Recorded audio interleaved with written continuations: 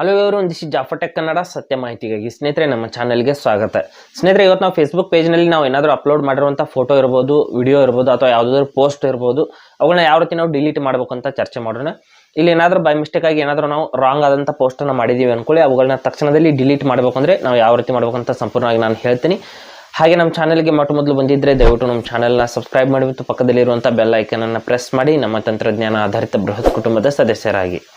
ಸ್ನೇಹಿತರೆ, ಇಲ್ಲಿ ಮೊದಲು ಫೇಸ್ಬುಕ್ ಆ್ಯಪ್ನ ಓಪನ್ ಮಾಡ್ಕೊಂಡು ಮಾಡಿಬಿಟ್ಟು ನಮ್ಮ ಪೇಜನ್ನು ಯಾವ ರೀತಿ ನಾವು ಲಾಗಿನ್ ಮಾಡಿಬಿಟ್ಟು ಅಲ್ಲಿ ನಾವು ಡಿಲೀಟ್ ಯಾವ ರೀತಿ ಮಾಡೋದು, ಫೋಟೋನ ಅಥವಾ ವಿಡಿಯೋನ ಯಾವ ರೀತಿ ನಾವು ಯಾವುದಾದ್ರೂ ಪೋಸ್ಟನ್ನು ಯಾವ ರೀತಿ ಡಿಲೀಟ್ ಮಾಡಬೇಕು ಅಂತ ನಾನು ಸಂಪೂರ್ಣವಾಗಿ ಹೇಳ್ತೀನಿ. ನಂತರದಲ್ಲಿ ಇಲ್ಲಿ ಆ್ಯಪ್ನ ಓಪನ್ ಮಾಡಿದ ನಂತರದಲ್ಲಿ ಮೇಲ್ಗಡೆ 3 ಲೈನ್ಸ್ ಮೇಲೆ ಕ್ಲಿಕ್ ಮಾಡ್ಕೊಳ್ಳಿ. ಈ ಕಡೆ 3 ಲೈನ್ಸ್ ಮೇಲೆ ಕ್ಲಿಕ್ ಮಾಡಿದ ನಂತರದಲ್ಲಿ ಇಲ್ಲಿ ಪೇಜಸ್ ಅಂತ ಆಪ್ಷನ್ ಇರುತ್ತೆ. ಪೇಜ್ನ ಓಪನ್ ಮಾಡಿಬಿಟ್ಟು ನಾವು ಪೇಜ್ನ ಮೊದಲು ಲಾಗಿನ್ ಮಾಡ್ಕೊಳ್ಳೋಣ. ಇಲ್ಲಿ ಪೇಜಸ್ ನಾವು ಕ್ರಿಯೇಟ್ ಮಾಡಿರೋಂಥ ಪೇಜ್ಗಳೆಲ್ಲ ಇಲ್ಲಿ ಬರುತ್ತೆ. ಪೇಜಸ್ ಮೇಲೆ ಕ್ಲಿಕ್ ಮಾಡ್ಕೊಳ್ಳಿ.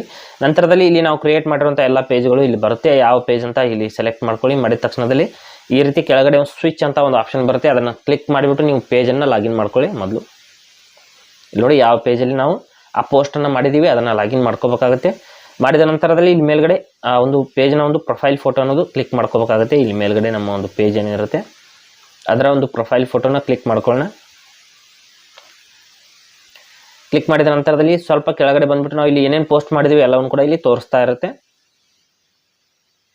ಇಲ್ಲಿ ಸ್ವಲ್ಪ ಕೆಳಗಡೆ ಸ್ಕ್ರೋಲ್ ಮಾಡೋಣ. ನೋಡ್ಬೋದು, ನಾನು ವಿಡಿಯೋನ ಇಲ್ಲಿ ಪೋಸ್ಟ್ ಮಾಡಿದ್ದೀನಿ, ಇವುಗಳನ್ನ ಕೂಡ ಇಲ್ಲಿ ತೋರಿಸ್ತಾ ಇರುತ್ತೆ. ಈ ಒಂದು ವಿಡಿಯೋನ ನಾನು ಡಿಲೀಟ್ ಮಾಡಬೇಕಂದ್ರೆ ಈ ಕಡೆಗೆ ಒಂದು 3 ಡಾಟ್ಸ್ ಇರುತ್ತೆ, 3 ಚುಕ್ಕೆಗಳು, ಅದರ ಮೇಲೆ ಕ್ಲಿಕ್ ಮಾಡ್ಕೊಳ್ಳಿ.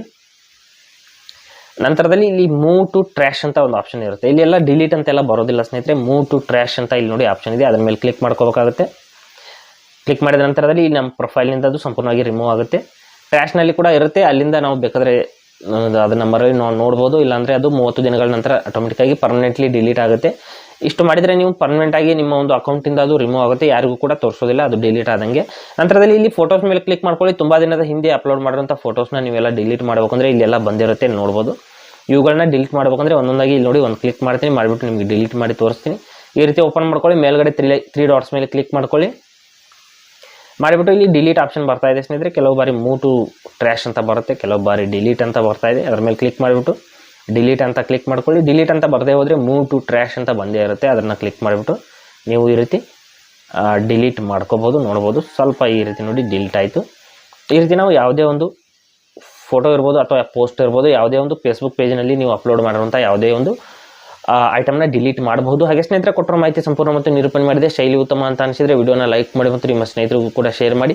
ಹಾಗೆ ಅದರ ಬಗ್ಗೆ ಸಮಸ್ಯೆಗಳು, ಡೌಟ್ಗಳಿದ್ದರೆ ಕಮೆಂಟಲ್ಲಿ ಅವಶ್ಯವಾಗಿ ತಿಳಿಸಿ. ಮುಂದಿನ ವಿಡಿಯೋದಲ್ಲಿ ಮತ್ತೊಂದು ಹೊಸ ವಿಷಯದೊಂದಿಗೆ ಇದೇ ರೀತಿ ನಿಮ್ಮ ಮುಂದೆ ಬರ್ತೀವಿ. ಅಲ್ಲಿವರೆಗೂ ಟೇಕ್ ಕೇರ್.